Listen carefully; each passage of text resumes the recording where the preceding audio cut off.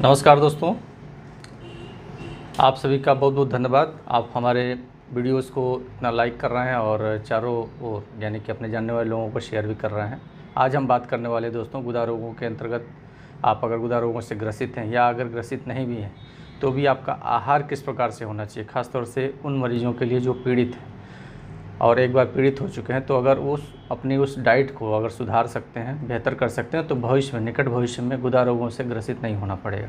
तो दोस्तों आज हम उसी आहार के बारे में, उसी डाइट के बारे में चर्चा करेंगे कि किस प्रकार का डाइट आपका गुदा रोगों में, बवासीर में, फिशर में, बगंदर में होना चाहिए। तो दोस्तों मैं डॉक्टर सर्वेश कुमार सिंह आप सभी का अपने यूट्यूब चैनल आयुर्वेद संजीवन पे हार्दिक स्वागत करता हूं। दोस्तों अगर आप हमारे चैनल पर पहली बार आए हैं तो आप इस चैनल को सब्सक्राइब कर लें और साथ ही दोस्तों इस वीडियो को आप पूरा देखें, लास्ट तक देखें, जिससे आपको पूरी जानकारी मिले। साथ ही दोस्तों प्रति शनिवार, हर शनिवार को हम आपसे लाइव क्लिनिक के माध्यम से लाइव आयुर्वेदिक सेशन जो होता है वो स्टार्ट हो चुका है। आप हमारे चैनल को सब्सक्राइब कर लें और हर शनिवार शाम को 7 बजे हमसे सीधे लाइव जुड़ें, जिससे आपकी जो भी परेशानी है आप वहाँ हमसे सीधे अपने उस डिजीज़ का, उस रोग के बारे में उसका निदान पा सकते हैं। तो दोस्तों आइए शुरू करते हैं। गुदागत रोगों में आहार यानी कि डाइट किस प्रकार से होना चाहिए जानते हैं।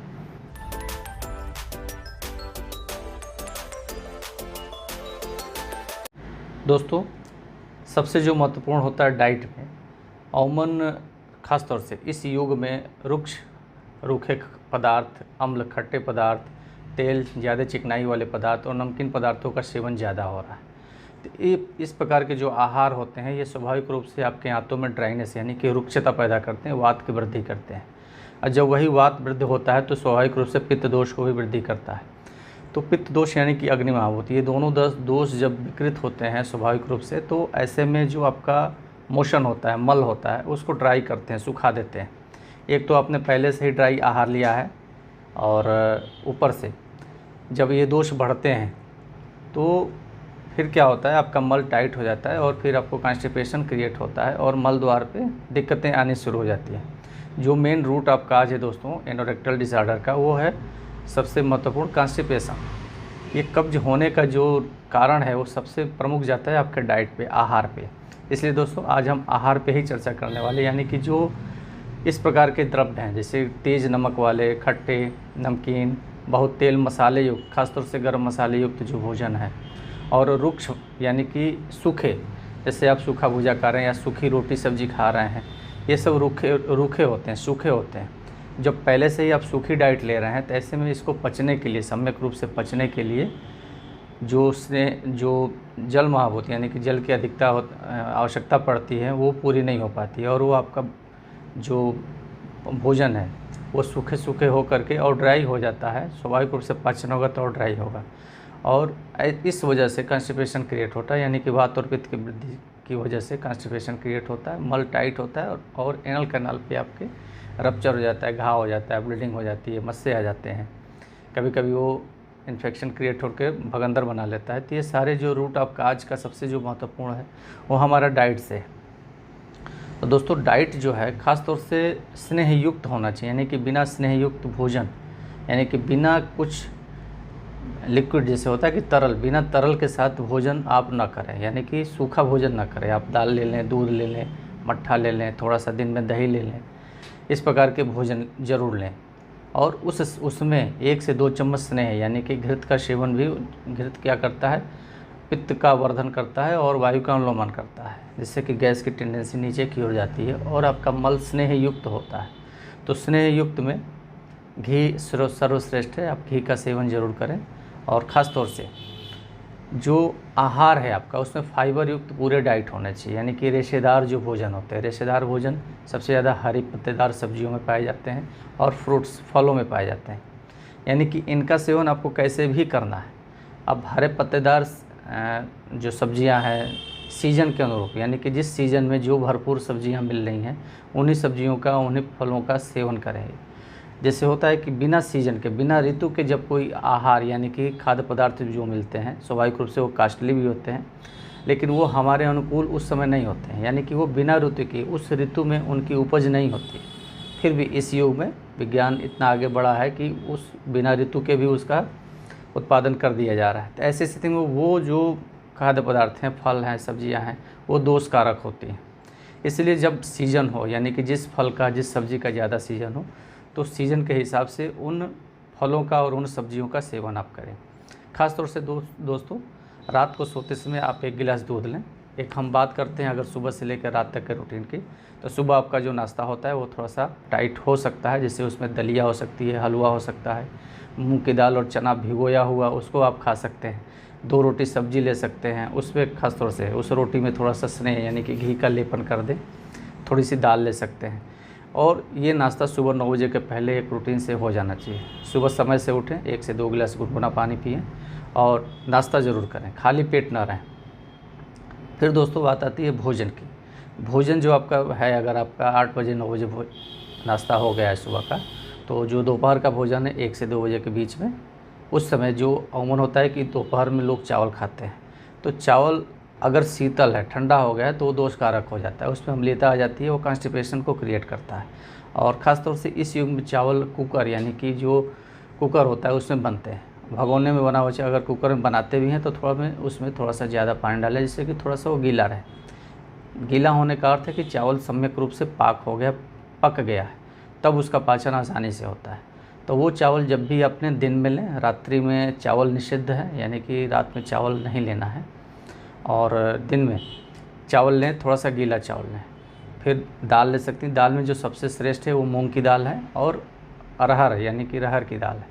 ये दोनों मिक्स करके बनाई जा सकती है, मीडियम से थोड़े हल्के में, ना बहुत गाढ़ी हो ना बहुत पतली हो, ठीक है।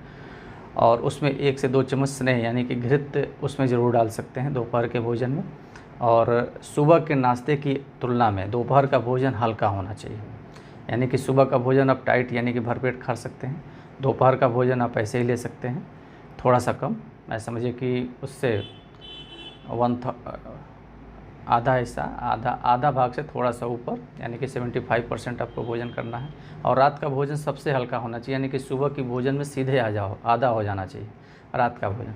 स्वाभाविक के इस रूटीन को हम फॉलो नहीं करते हैं, सुबह कुछ खाए नहीं खाए, रात का भोजन हमारा सबसे अच्छा होता है। इसी की वजह से कॉन्स्टिपेशन क्रिएट होता है। जब अच्छा भोजन और भरपेट भोजन करेंगे और रात्रिकालीन सोना है, तो ऐसे में उसका पाचन सुबह तक नहीं होगा और कॉन्स्टिपेशन क्रिएट होगा। आपको शौच में जाके जोर लगाना होगा, प्रेशर देना होगा, जिसकी वजह से वो दिक्कतें आती हैं। तो इसलिए दोस्तों, रात का खाना, रात का जो भोजन होता है वो रोटी सब्जी, हरी सब्जी या माइल्ड स्पाइसी, हल्का सा मसाले वाला चल सकता है, या हरी सब्जी के साथ, भुजिया सब्जी के साथ सेवन करें।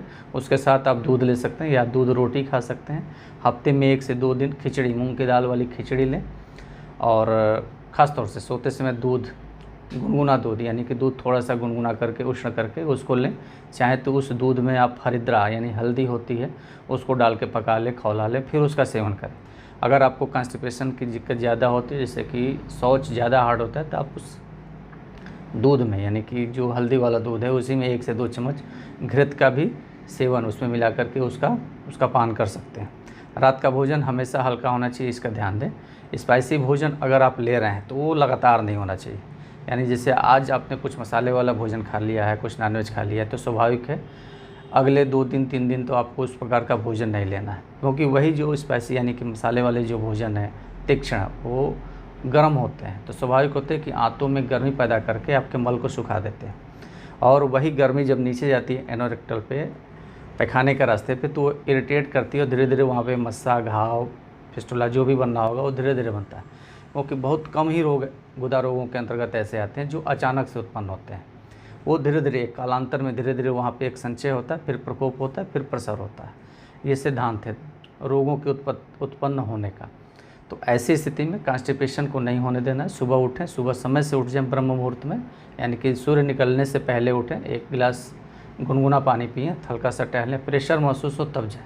सबसे ज़रूरी है दोस्तों, ध्यान रखने योग्य बात है कि जब मोशन के लिए यानी शौच के लिए आपको प्रेशर लगे तभी आपको शौच करने जाना, ये नहीं कि आप टॉयलेट में यानी कि वहाँ पे बैठ करके आप प्रेशर क्रिएट कर रहे हैं। ऐसी स्थिति में गुदागत रोग बढ़ेंगे। ख़ास तौर से दोस्तों, इस रूटीन में, यानी कि इस रूटीन में सबसे जो ज़रूरी होती है, आप उस रूटीन को अपने मोशन के आधार पे जज करें, क्योंकि हर देश, ख़ास तौर से जो हमारा वातावरण है भारत देश का, वो अलग अलग क्षेत्र के, अलग अलग राज्यों के, अलग अलग डिस्ट्रिक्ट के थोड़ा सा अंतर हो जाता है पाचन की क्षमता। और उसी हिसाब से, जैसे पश्चिम यानी कि पंजाब, गुजरात, राजस्थान के लोग ज़्यादा घृत का पाचन कर लेते हैं, बहुत तेज़ मिर्ची भी खा सकते हैं, लेकिन वही पूर्वोत्तर में उस प्रकार की चीज़ें नहीं फॉलो हो सकती हैं। तो ये देश विशेष से चीज़ें बदलती हैं। तो इसमें सबसे महत्वपूर्ण है आप खुद होशियार हैं, यानी कि आप जागरूक हैं, तो उसके बारे में आप खुद जज करें कि आज 24 घंटे में हमने इस प्रकार का भोजन किया जिससे हमारे मल का स्वरूप ऐसा हुआ है। मल का स्वरूप अगर दिक्कत होगी तो शौच के रास्ते परेशानी तो करेगा ही, तो उसको आपको जज करना है। और क्या चीज़ हमने पिछले 24 से 48 घंटे में खाई है कि हमारा इधर पेट एकदम साफ़ हो रहा है, गैस नहीं बन रहा है, एकदम शरीर में स्फूर्ति यानी फुर्ती बन रही है, उत्साह बना रहा है। ये सम्यक मोशन यानी पेट सम्यक साफ़ होने के पूरे लक्षण होते हैं। अगर पेट साफ़ नहीं होगा तो ना आपको समय से भूख लगेगी और ना आपके शरीर में स्फूर्ति आएगी, एनर्जी आएगी। इसलिए पेट का साफ़ होना यानी कि मोशन का सम्यक ढीला होना सबसे ज़रूरी है। प्रेशर क्रिएट नहीं करना है, इसका ध्यान दें। और फलों में जो सबसे ज़्यादा सीजन के जो फल हैं, ख़ासतौर से जो गर्मियों में होते हैं, प्रकृति देती है। प्रकृति जो है गर्मियों में आखिर पानी वाले फल क्यों देती है? जिससे आपके शरीर में जो तरल है, तरल की कमी है, वो पूरी हो सके। क्यों खीरा है, तरबूज है, खरबूज है, ये सारी चीज़ें ठंडियों में क्यों नहीं आती? अब तो खैर खीरा तो ठंडियों में भी उत्पादन कर दिया जा रहा है, लेकिन गर्मियों में शीतल चीज़ें और ख़ास तौर से ठंडियों में उष्णवीर्य यानी कि गर्म पदार्थों का सेवन किया जाता है। इसलिए ठंडियों में आप कुछ भी गर्म चीज़ खा लेते हैं तो उसका पाचन हो जाता है, क्योंकि गर्म चीज़ इसलिए खाते हैं कि हमारी अंदर से जो ऊष्मा है वो बनी रहे और ठंड से हम बचे रहें। इसलिए ठंडियों में च्यवनप्राश का सेवन करा जाता है, आंवले का सीजन हो जाता है, और ख़ास तौर से हमारी जठराग्नि वृद्ध होती है। तो ऐसी स्थिति में हम अगर वहाँ पे 3 की बजाय हम 4 बार भी अगर भोजन करते हैं तो उसका पाचन हो जाता है। ऋतु के आधार पे, जैसे अभी ये दोस्तों वर्षा ऋतु चल रही है, तो वर्षा ऋतु में हल्का भोजन करना चाहिए, क्योंकि इसमें अग्नि डिस्टर्ब होती है, वात वृद्धि का काल है, वायु बढ़ा रहता है। तो इसमें कभी भूख लगेगा, कभी नहीं लगेगा, कभी पाचन होगा, कभी मोशन ठीक से होगा, कभी नहीं होगा। ऐसी स्थिति में सम्यक भोजन करें। वर्षा ऋतु में शाक का सेवन नहीं करना चाहिए, इसका ध्यान रखें। तो ऋतु के हिसाब से वो डाइटें अलग अलग चेंज हो जाती हैं। इसलिए ख़ासतौर से दोस्तों अगर आप हमारे चैनल पर जुड़े हैं तो ऋतु के हिसाब से क्या डाइट और आहार होना चाहिए वो समय पर हम अपने चैनल पर अपलोड करते हैं, क्योंकि मैं आयुर्वेद चिकित्सक हूँ दोस्तों। तो उसमें सबसे ज़रूरी होती है डाइट रूटीन। अगर ऋतु के हिसाब से हम उसका फॉलो करते हैं तो गुदागत रोग या अन्य कोई भी जो व्याधियाँ होती हैं वो जल्दी नहीं आती हैं। तो दोस्तों गुदागत रोगों में आहार किस प्रकार से होना चाहिए इसको आप जान गए हैं। इसमें कुछ चीज़ें अगर मिस होती हैं दोस्तों तो आप कमेंट सेक्शन में कमेंट के माध्यम से आप उसको पूछ सकते हैं, उसका जवाब आपको ज़रूर मिलेगा।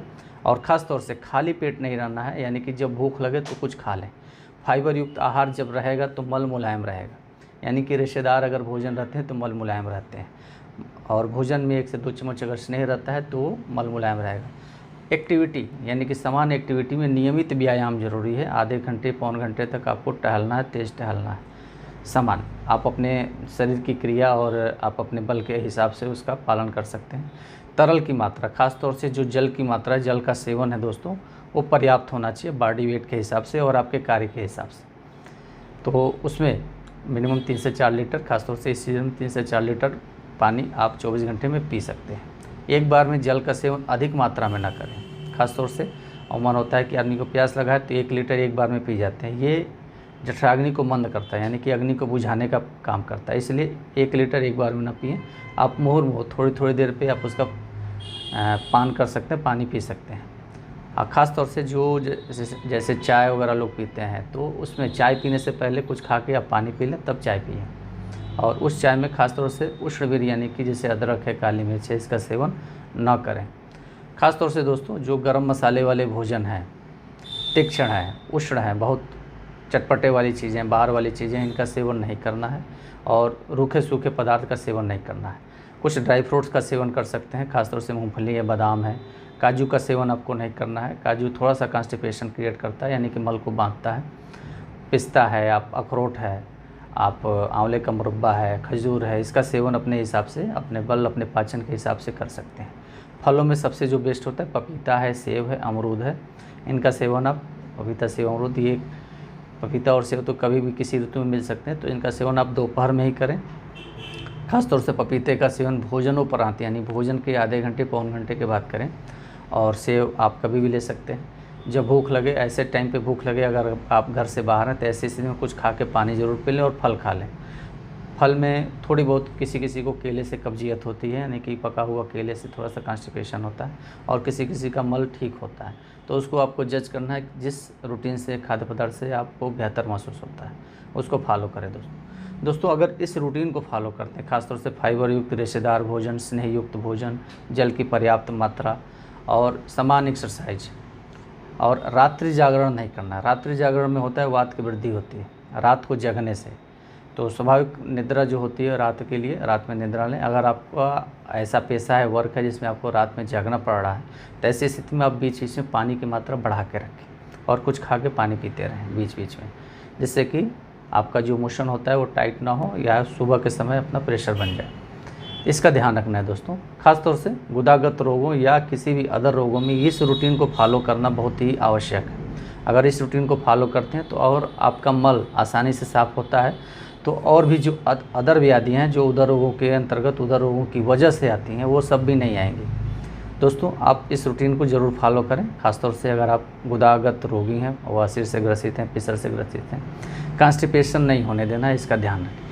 इसके बाद अगर कोई दिक्कतें आती हैं तो उसमें फिर चिकित्सक की सलाह के अनुसार मेडिकेशन का सेवन करें, जिससे कि चिकित्सक आपकी प्रकृति, आपके रोग के हिसाब से जज करके उसका ट्रीटमेंट करेंगे, तो उसके हिसाब से आप ठीक हो जाएंगे, फिट हो जाएंगे। ठीक है दोस्तों, आज का जो विषय था दोस्तों, जो आहार हमारा कैसा होना चाहिए, इसके बारे में चर्चा हो गई। आप हमारे चैनल पे अगर पहली बार जुड़े हैं दोस्तों, तो आप इस चैनल को सब्सक्राइब करें, और लाइव क्लिनिक में हर शनिवार हमसे शाम को 7 बजे आप सीधे हमसे इंटरेक्शन हो सकते हैं, जुड़ सकते हैं। आपकी जो भी समस्याएँ हैं किसी भी रोग से संबंधित, आप वहाँ पर हमसे पूछ सकते हैं। तो दोस्तों इसी के साथ आज का जो विषय है यहीं समाप्त होता है। नमस्कार।